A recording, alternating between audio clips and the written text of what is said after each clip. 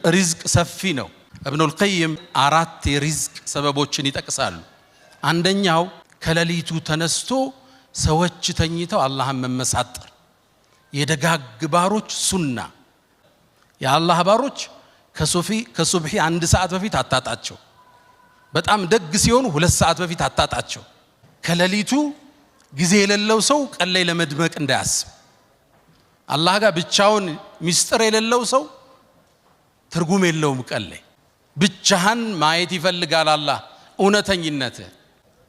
ሁለተኛው አሉ ኢብኑል ቀይም አልእስትግፋር بالأسحار وبالأسحار هم يستغفرون والمستغفرين بالأسحار። ሱብሂ ከመምጣቱ 10-20 ደቂቃ በፊት ቁጭ ብለህ የቀን ውሎህን የታሪክ ወንጀልህን ጉዞህን የተበላሸው ኢኽላስህን አስበህ ትንሽ ወደ አላህ መመለስ ማውራት አላህን መማፀን ማህርታውን መጠየቅ አስተግፊሩላህ ወአቱቡ ኢለይክ ብቻ የሌሊት እስትግፋር። ሶስተኛ አሉ ኢብኑል ቀይም في زاد المعاد ሶስተኛው አሉ ሰደቃ ነው አሉ።